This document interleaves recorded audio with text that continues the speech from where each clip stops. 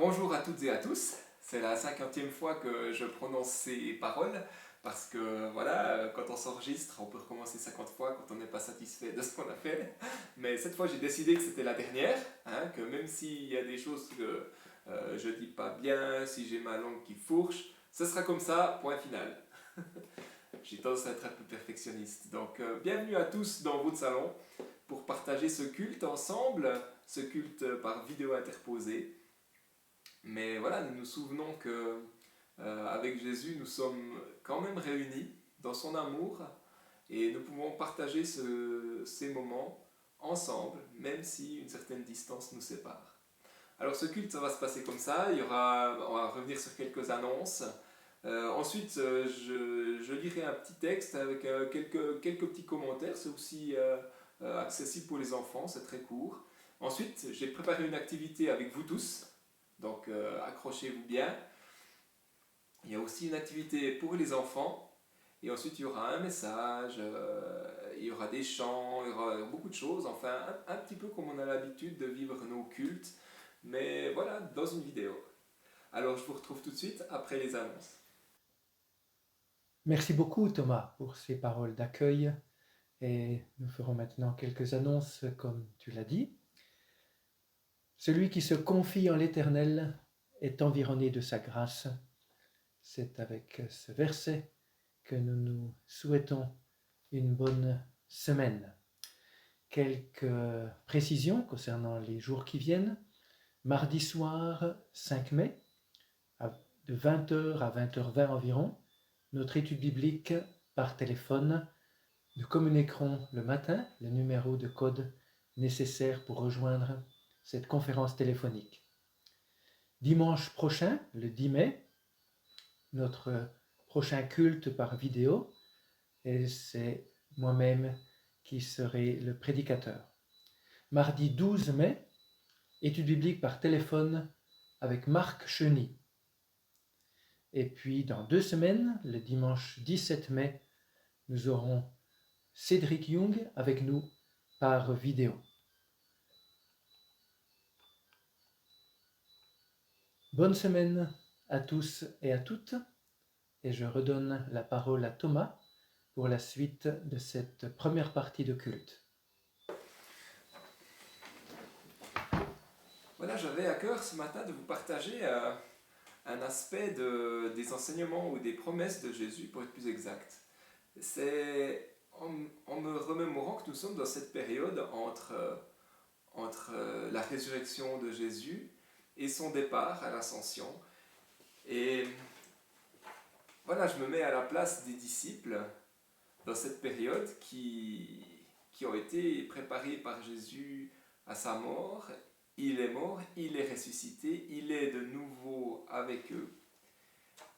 Et j'imagine qu'ils se remémorent que Jésus leur a également annoncé qu'il ne resterait pas avec eux, mais qu'il partirait. Et je me mets un petit peu à leur place en me disant, voilà, ils côtoient quelqu'un qui enseigne avec autorité, quelqu'un qui est Dieu, ils l'ont réalisé, il est ressuscité, il est là. Euh, et j'imagine qu'ils appréhendent un peu le départ de Jésus, qui va laisser un immense vide dans leur vie. Donc c'est comme s'ils vivent dans une certaine sécurité tant qu'il est là. Mais évidemment, quand il va s'en aller, on peut imaginer que les disciples ont une certaine appréhension de ce qui va se passer après. Et en fait, Jésus les a préparés depuis longtemps à son départ. Et je vous invite à nous arrêter sur une des promesses qui est faite lorsqu'il préparait ses disciples à son départ.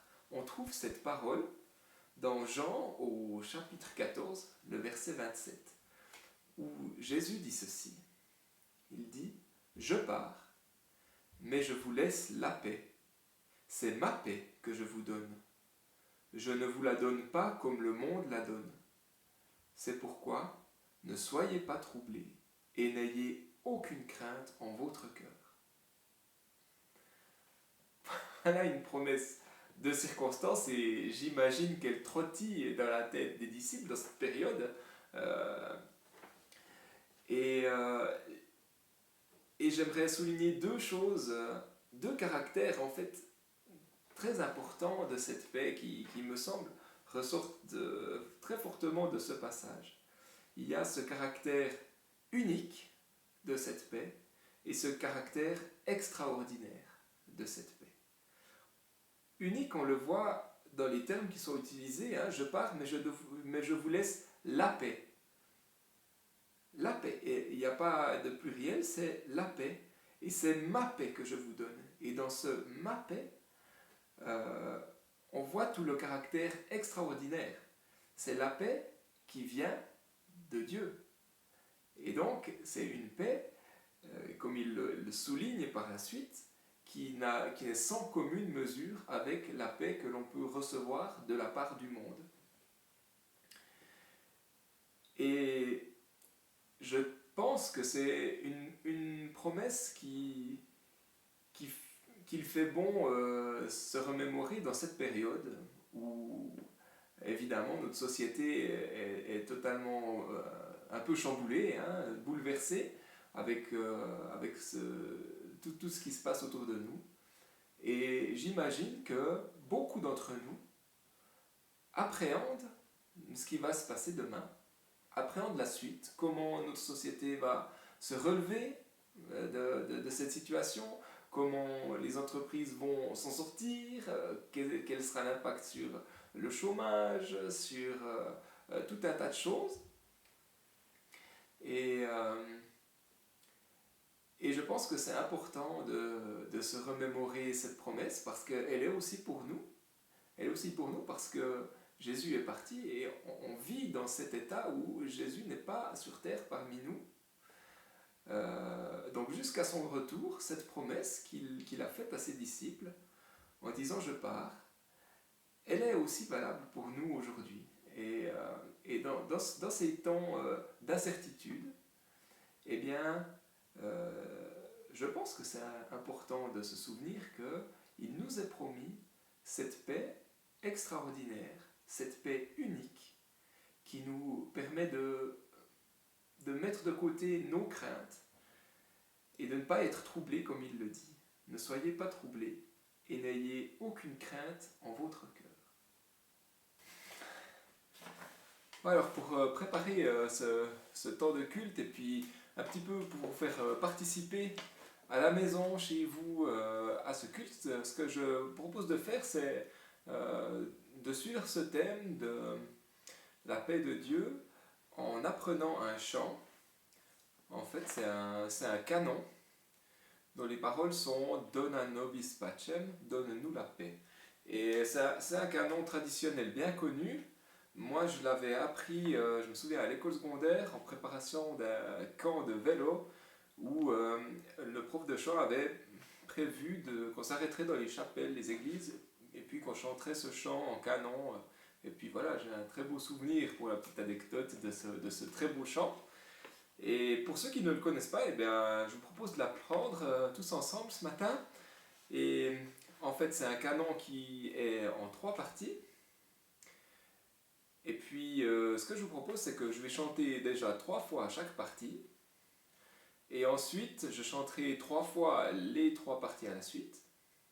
Et à la fin, je terminerai en chantant 2 fois seulement la dernière partie pour permettre aux personnes qui chanteront ou qui engageront le canon par la suite de terminer proprement sur la fin du canon. Enfin bref, dans la pratique, ça sera plus clair.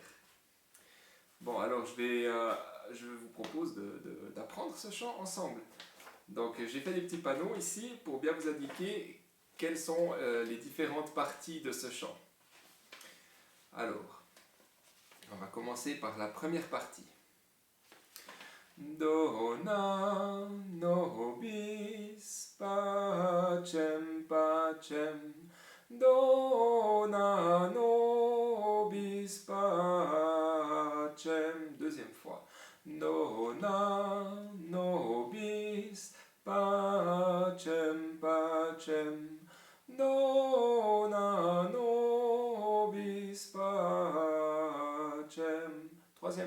dona nobis pacem, pacem, dona nobis pacem.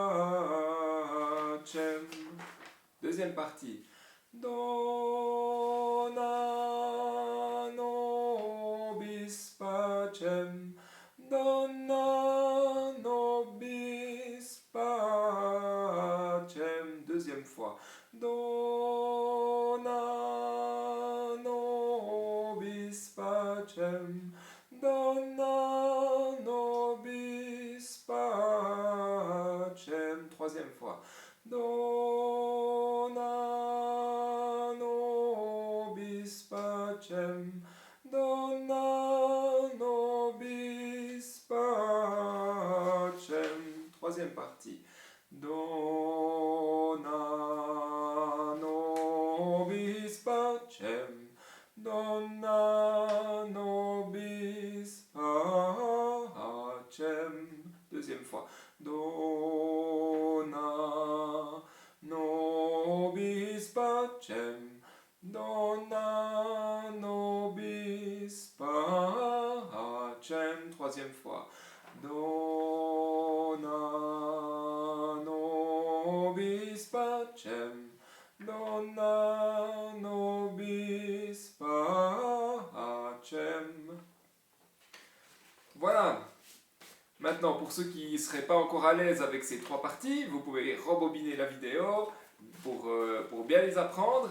Et puis, pour chanter avec moi, ces trois parties à la suite. Alors, vous pouvez commencer avec moi, commencer après, commencer en troisième, etc. Moi, je chante 3 fois les 3 parties et je termine par 2 fois la dernière partie. Comme ça, le chant commence monophonie, polyphonie, jusqu'à 3 voix, et puis après on redescend pour que tout s'éteigne magnifiquement. Voilà.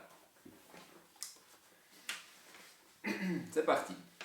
Dona nobis pacem, pacem, dona nobis pacem, dona nobis pacem, dona nobis pacem, dona nobis pacem, dona nobis pacem, dona nobis pacem, pacem, dona nobis pacem, dona nobis pacem, dona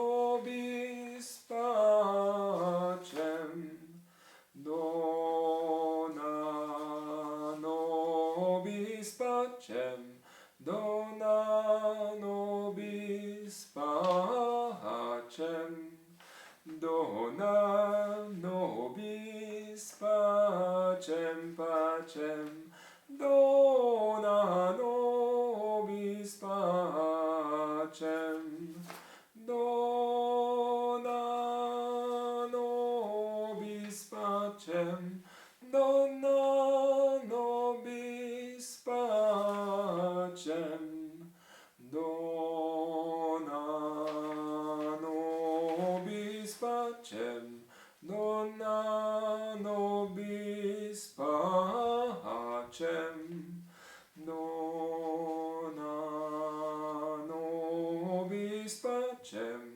dona nobis pacem, dona nobis pacem, dona nobis pacem.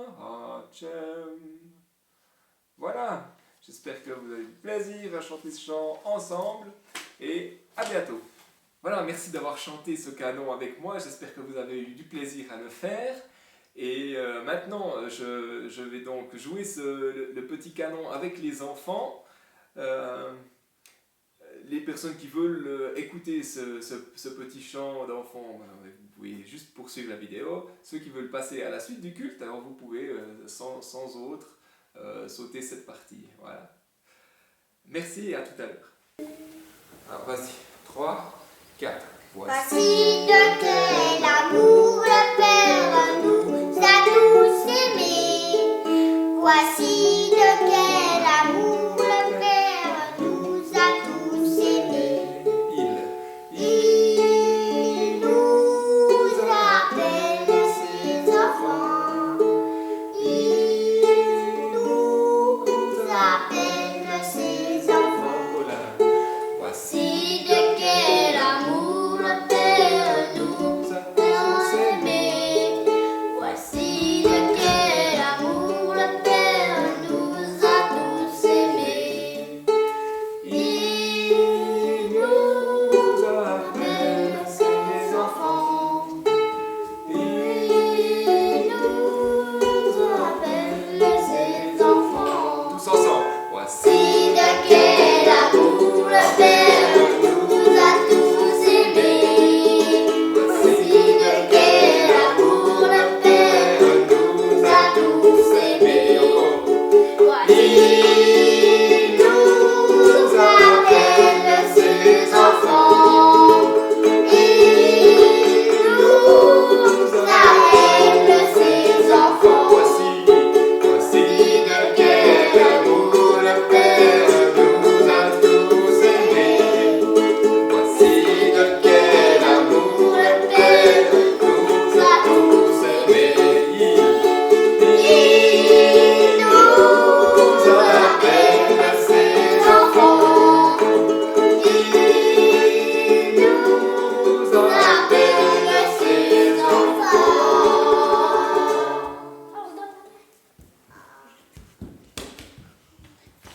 Merci tout le monde. Lumière du monde venue dans l'obscurité, tu m'ouvres les yeux et je vois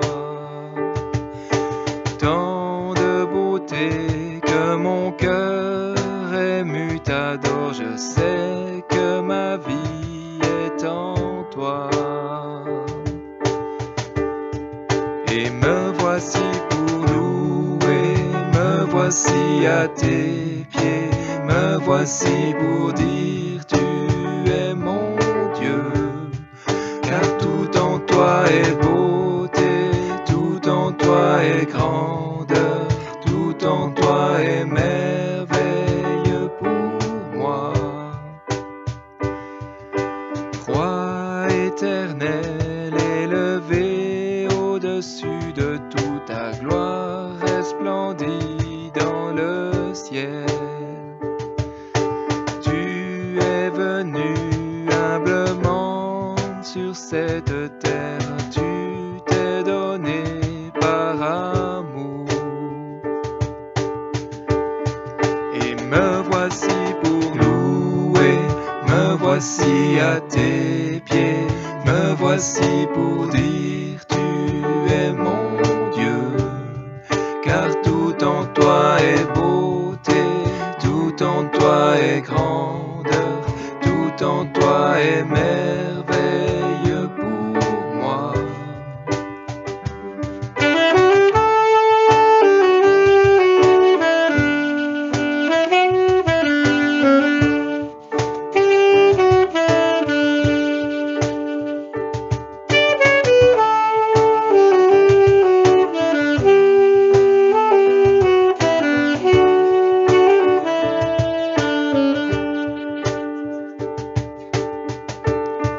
Et me voici pour louer, me voici à tes pieds, me voici pour dire tu es mon Dieu.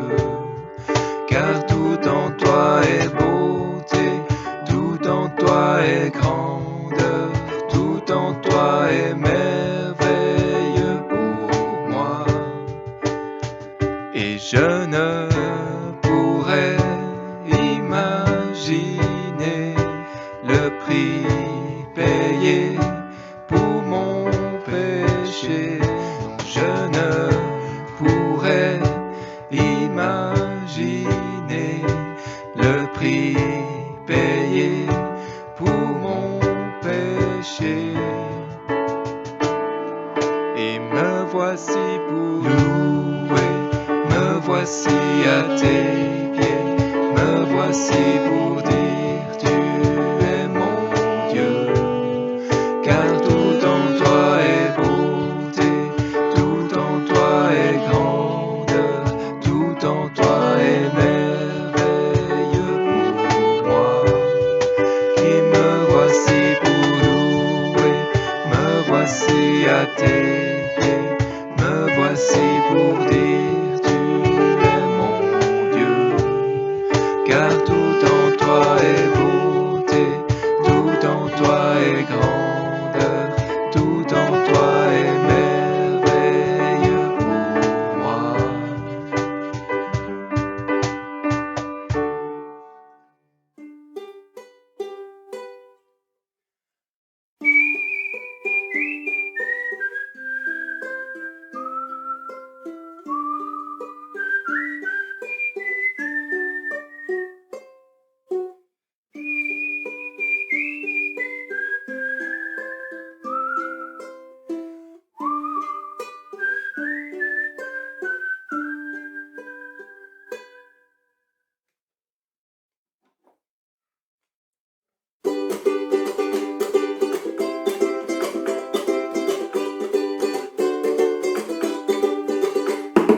Quel ami fidèle et tendre nous avons en Jésus-Christ, toujours prêt à nous entendre, à répondre à notre cri. Il connaît nos défaillances, nos chutes de chaque jour, sévérant ses exigences. Il est riche en son amour. Quel ami fidèle et tendre nous avons en Jésus-Christ. Yeah! Toujours prêt à nous comprendre quand nous sommes en souci. Disons-lui toutes nos craintes, ouvrons-lui tout notre cœur. Gardons ses paroles saintes, nous rendrons le vrai bonheur. Quel ami fidèle et tendre, ouais, nous avons en Jésus-Christ, toujours prêt à nous apprendre à vivre en comptant sur lui. S'il nous voit vrai et sincère, à chercher la sainteté, il écoute nos prières et nous met en liberté. Quel ami fidèle et tendre nous avons en Jésus-Christ. Bientôt il viendra nous prendre pour être au ciel avec lui. Suivons dans l'étroite voie, en comptant sur son secours. Bientôt nous aurons la joie de vivre avec lui toujours. Quel ami fidèle et tendre nous avons en Jésus-Christ. Quel ami fidèle et tendre nous avons en Jésus-Christ.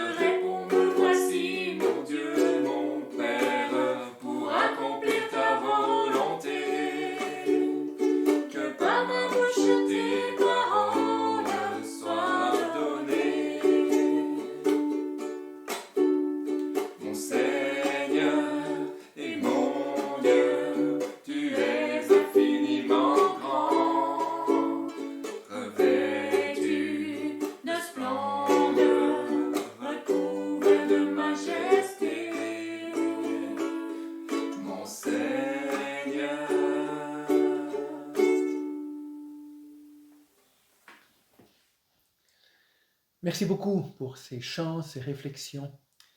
Et maintenant, place aux enfants avec leurs questions et les animations qu'ils nous proposent.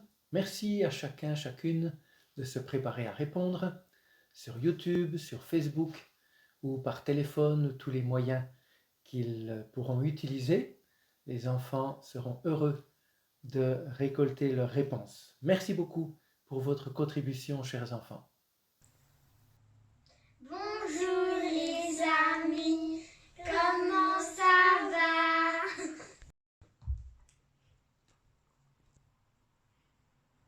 On a un défi pour vous. On va vous montrer des objets. À vous de trouver la référence. Bonne chance à vous.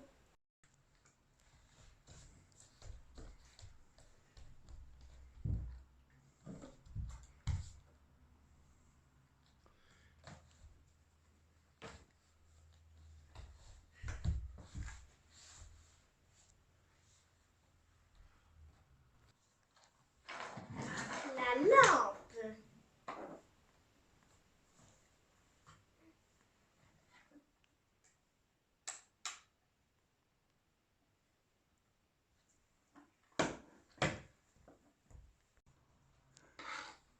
Le miroir. Le marteau.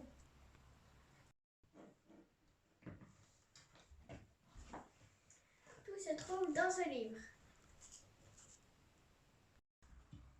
Au revoir les amis. Que Dieu vous bénisse. À dimanche prochain. Bye bye. Merci beaucoup, semaine après semaine, pour vos contributions appréciées. On a hâte de vous retrouver. Je donne maintenant la parole à Daniel Mola pour la prédication. Prédicateur habitué de notre Église, il était prévu au programme ce dimanche et il a fait l'effort de nous envoyer sa prédication enregistrée. Merci beaucoup à Daniel et bonne écoute à tous. Bonjour chers amis, j'aimerais ce matin aborder avec vous quelques aspects concernant la fin du monde. Dans le magazine chrétien Le Christianisme aujourd'hui, publié pour les pays francophones, il y avait en février dernier un article intitulé « Collapse, l'apocalypse sans espoir ». Le paragraphe de présentation disait ceci : collapsologie, effondrement, catastrophisme. Jamais l'Europe n'a été aussi sécularisée, et pourtant les discours de fin des temps reviennent fort en ce début de nouvelle décennie. C'est vrai que les hommes s'interrogent parfois sur la fin des temps. Viendra-t-elle et quand? Et comment? Quelles en seront les causes? Depuis février, la pandémie liée au Covid-19 a ajouté son lot de questionnements, d'incertitudes et d'inquiétudes face au présent et à l'avenir. Le monde découvre son étonnante fragilité physique et économique. De quoi demain sera-t-il fait si un minuscule petit virus peut faire tant de ravages? Même si on n'en parle pas volontiers, on sait que la fin du monde physique est inévitable. Et les causes possibles pour cela ne manquent pas. Il y a les problèmes écologiques qui se multiplient et qui, en s'accumulant, pourraient rendre un jour cette triste fin possible. Les dangers atomiques sont, semble-t-il, moins craints aujourd'hui que par le passé. Cependant, la prolifération des armes nucléaires inquiète quand elle survient dans des pays susceptibles d'en faire un usage qui mettrait en péril l'humanité entière. On pense aussi au déséquilibre de population entre Nord et Sud, entre Occident et Orient, qui pourrait engendrer des conflits dévastateurs. On évoque encore le risque d'un météorite géant venant percuter la Terre. Les astronomes scrutent le ciel pour essayer de le repérer, imaginant les contre-mesures possibles pour tenter de le dévier ou de le détruire avant qu'il ne nous détruise. Face aux craintes de ceux qui envisagent le pire pour notre planète, il y a ceux qui espèrent toujours le meilleur pour demain. C'est vrai qu'il suffirait d'un peu de bonne volonté, de moins de discours, de plus de beaux gestes, pour que tout aille mieux. Les optimistes croient que les progrès techniques et scientifiques régleront la plupart de nos problèmes. Et puis, pourquoi ne pas espérer que les peuples enfin s'assagissent, qu'ils comprennent que c'est leur intérêt de vivre ensemble en laissant sa chance à la paix, en s'occupant de mieux répartir les richesses et les bienfaits de la science pour le bien de tous les peuples, sachant que notre terre peut nourrir bien plus que sa population actuelle. Il suffirait d'être un peu plus sobre en Occident, de limiter les gaspillages, d'être moins égoïste et plus généreux, pour servir au bien de tous et donc au nôtre aussi. Samuel Pisard, rescapé des camps de la mort, écrivait il y a bien des années « Si l'on a pu survivre à l'enfer concentrationnaire, c'est qu'il y a en l'homme assez de ressources pour surmonter les difficultés présentes et bâtir un monde meilleur. » Ainsi, pessimistes et optimistes se disputent le terrain, qui a raison, qui a tort. Tout cela est bien troublant. Qui sait vraiment comment les choses vont se passer?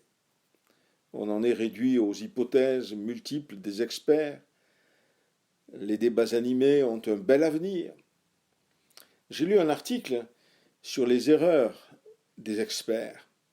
Il disait ceci: quand on regarde leurs prédictions passées, on constate qu'ils se trompent souvent. C'est vrai, ils sont régulièrement surpris par des événements importants qu'ils n'avaient pas du tout anticipés. La pandémie actuelle en est une nouvelle preuve. Heureusement qu'en ce qui concerne l'avenir, le chrétien a une autre source d'information, à prendre par la foi, certes, mais avec de bonnes raisons objectives de faire confiance, tant les preuves de la vérité des textes bibliques sont nombreuses, solides et confirmées tout au long de l'histoire, comme dans nos vies. La Bible est la parole de Dieu, entièrement digne d'être reçue, dit Paul à Timothée. Et concernant la fin du monde, elle parle du retour de Christ, dont nous, chrétiens, nous ne parlons peut-être pas assez. Ce matin, arrêtons-nous sur quelques précieux enseignements du Seigneur Jésus, concernant son retour et la fin du monde tel qu'on le connaît. Une chose est sûre, la fin du monde viendra. Dieu l'a programmée. Rien ne l'empêchera. Quand? Comment? Mystère. Mais au-delà du mystère, il y a cette certitude. Jésus revient, et tout œil le verra, nous dit la Bible. N'en doutons pas une seconde. Il s'agit alors pour nous d'intégrer cette vérité dans notre façon de vivre le présent dans cette attente. Jésus a souvent parlé des choses de la fin. Il a prononcé des discours prophétiques rapportés dans Matthieu 24 et 25, dans Marc 13 et dans Luc 21, des chapitres qui se complètent les uns les autres pour révéler des choses importantes sur ce qui nous attend.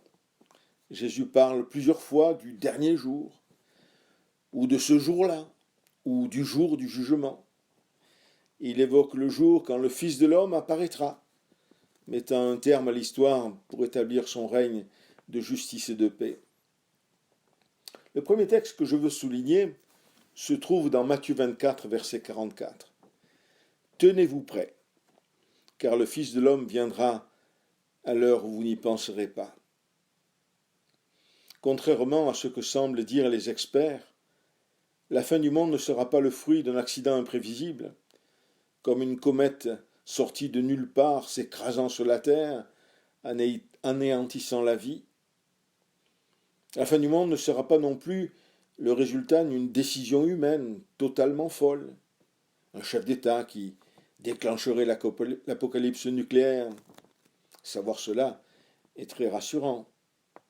Elle ne sera pas non plus la fin d'un lent processus naturel conduisant à l'extinction de la race suite à une évolution climatique désastreuse.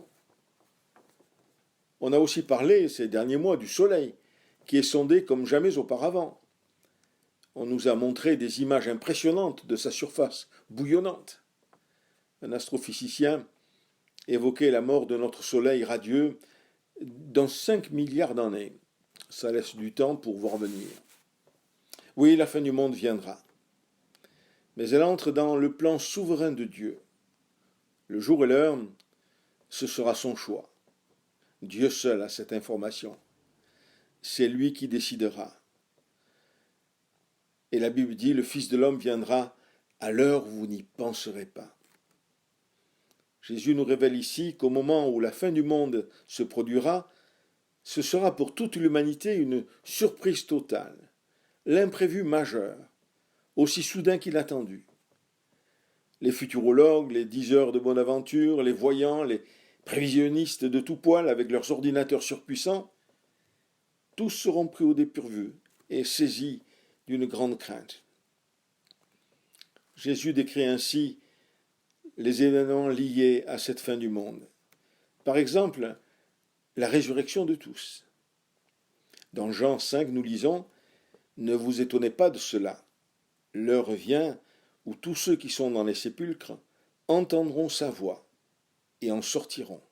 Ceux qui auront fait le bien ressusciteront pour la vie, mais ceux qui auront fait le mal ressusciteront pour le jugement. » Des paroles dans la droite ligne de ce que le prophète Daniel a dit.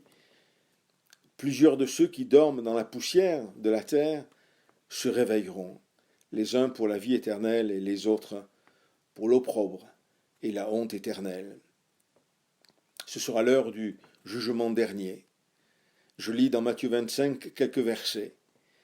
Lorsque le Fils de l'homme viendra dans sa gloire avec tous les anges, il s'assiera sur le trône de sa gloire. Toutes les nations seront assemblées devant lui. Il séparera les uns d'avec les autres, comme le berger sépare les brebis d'avec les boucs. Alors le roi dira à ceux qui seront à sa droite, « Venez, vous qui êtes bénis de mon Père, prenez possession du royaume qui vous a été préparé dès la fondation du monde. » Ensuite il dira à ceux qui seront à sa gauche, « Retirez-vous de moi, maudits, allez dans le feu éternel, préparé pour le diable et pour ses anges. » Ainsi, le retour de Christ introduira l'état final. Pour tous les hommes, vivants ou morts, pour les croyants et les incrédules, pour les sauvés et les perdus. Dans Matthieu 24, versets 37 à 39, Jésus dit encore « Lors de la venue du Fils de l'homme, les choses se passeront comme du temps de Noé. En effet, à l'époque qui précéda le déluge, les gens étaient occupés à manger, à boire, à se marier et à marier leurs enfants, jusqu'au jour où Noé entra dans le bateau. Ils ne se doutèrent de rien, jusqu'à ce que vienne le déluge qui les emporta tous. » L'expression utilisée par Jésus, comme au temps de Noé, est particulièrement significative. Le livre de la Genèse, au chapitre 6, verset 5, décrit ce qui se passait à l'époque de Noé.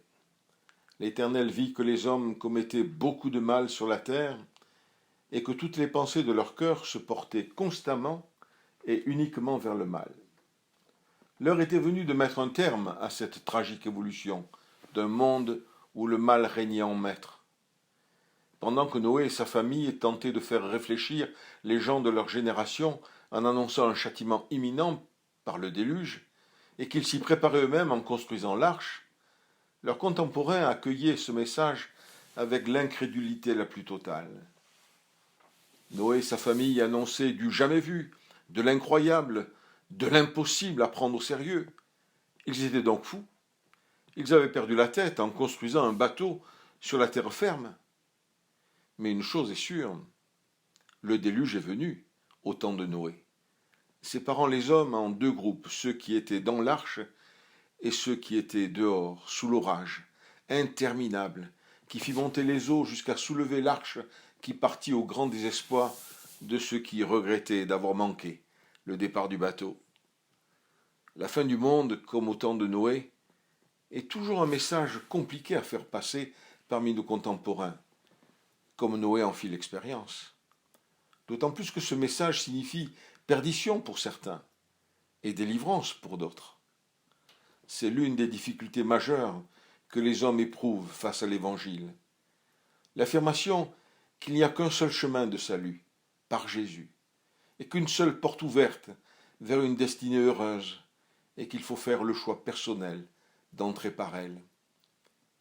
Comme au temps de Noé, cette porte, c'est Dieu qui l'a ouverte, et c'est lui qui la refermera, comme il ferma celle de l'arche, laissant les incrédules dehors, et Noé et sa famille dedans. De nos jours, ce sont là des affirmations quasiment insupportables, puisque pour une large partie de la population, il n'y a pas de repère vrai pour le présent et l'avenir, et qu'aucun jugement final n'est attendu, jamais.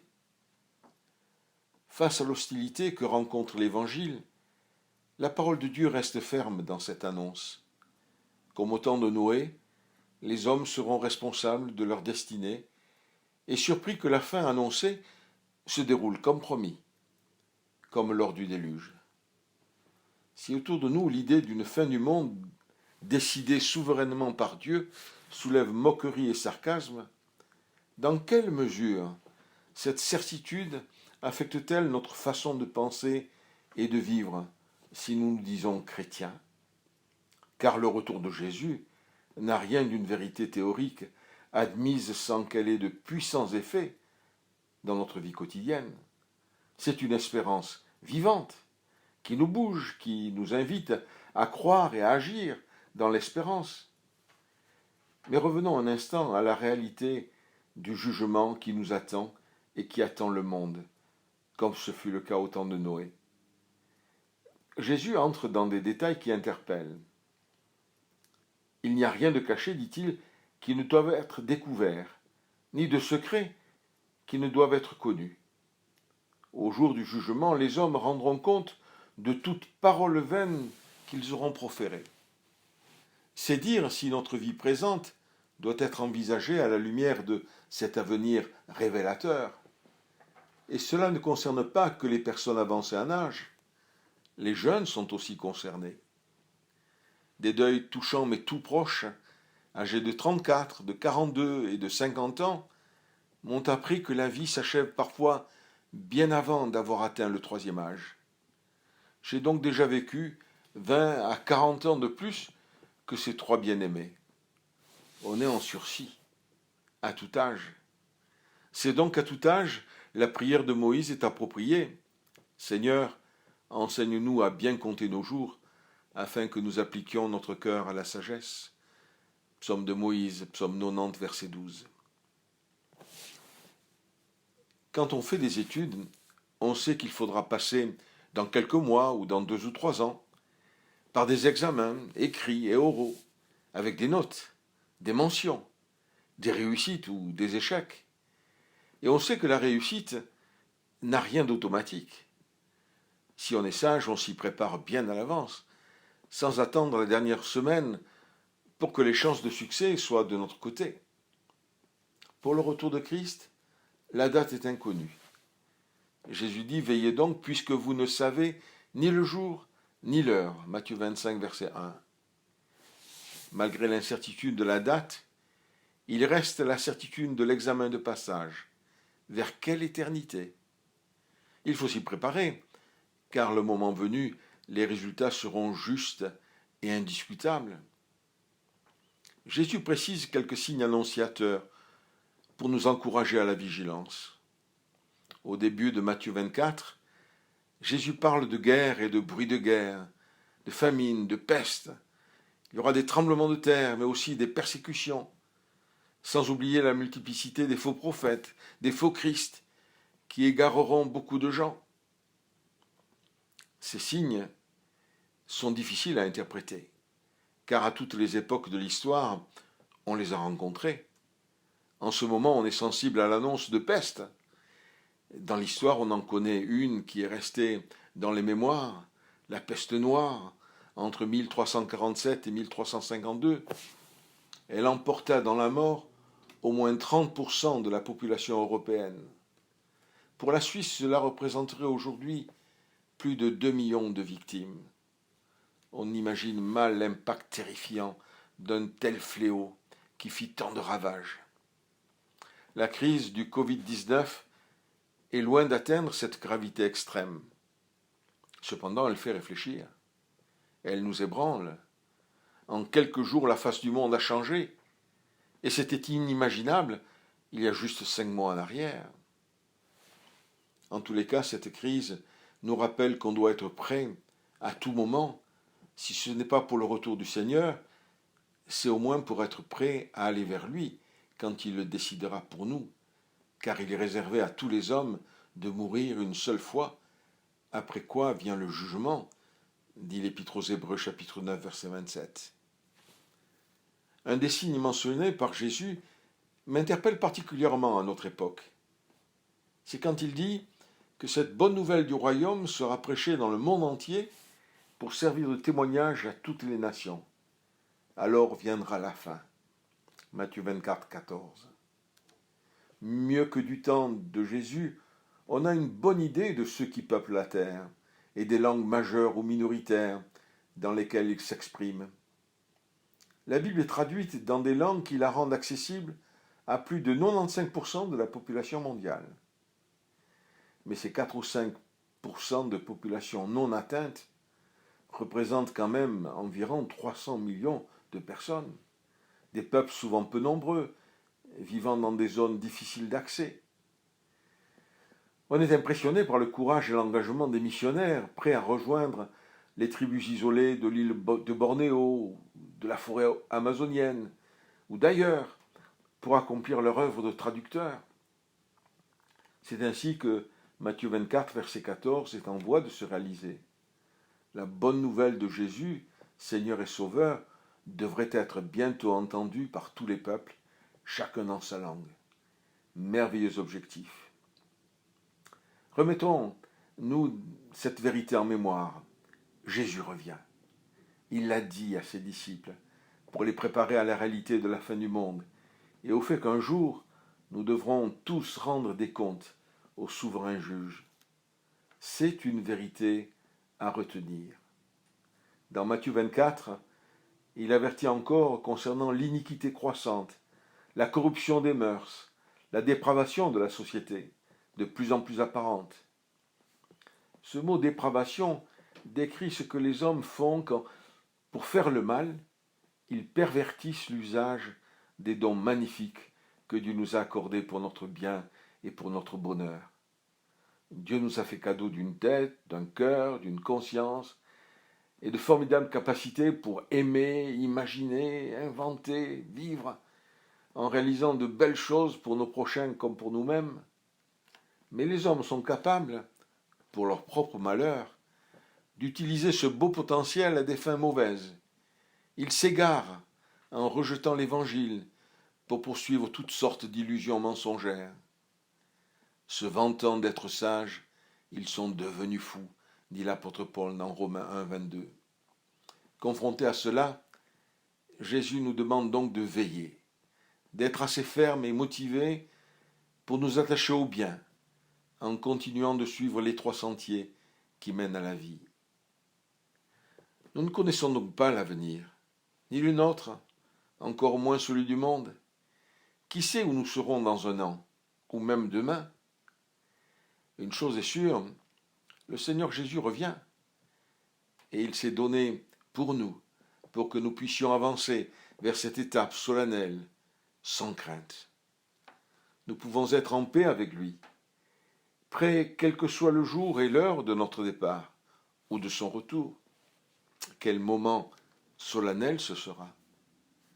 Nous pouvons attendre ce moment non pas en comptant sur nos mérites pour échapper à la juste colère de Dieu contre nos fautes, en pensée, en parole et en acte, mais en comptant sur la grâce de Dieu, en Jésus-Christ, qui a expié nos fautes pour que nous puissions être pardonnés et capables de vivre une vie qui vaut la peine d'être vécue dans l'espérance.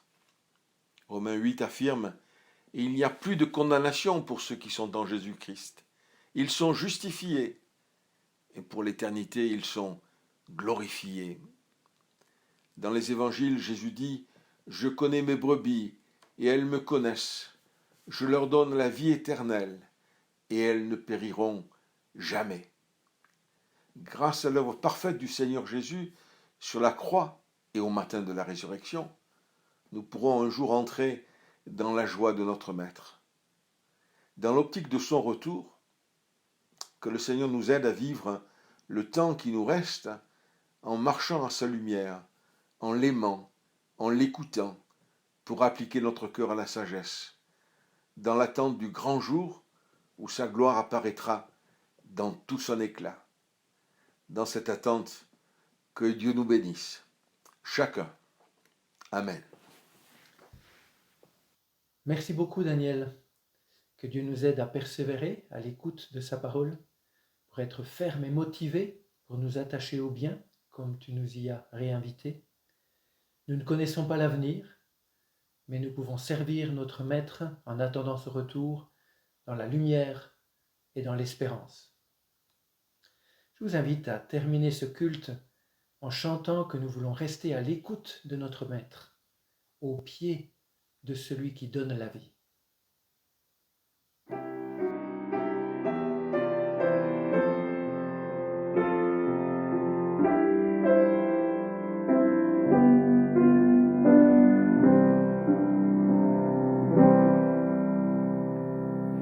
Ô toi qui donnes la vie,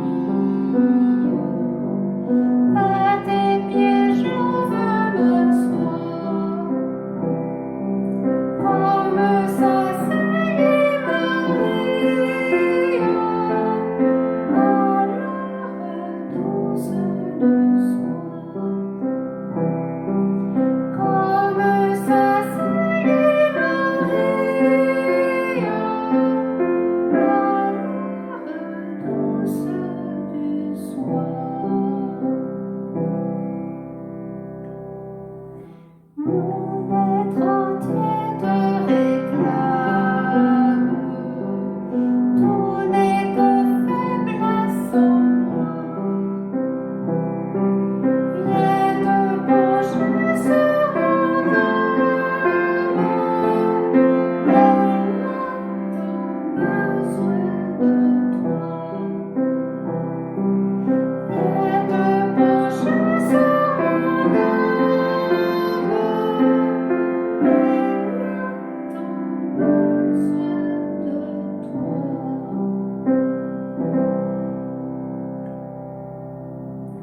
Maître, à tes pieds je m'incline,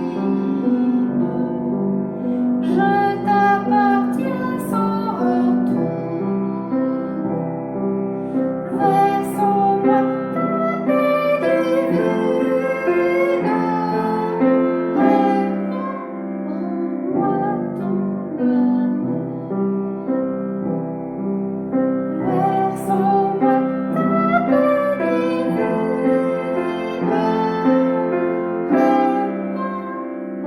répands en moi ton amour.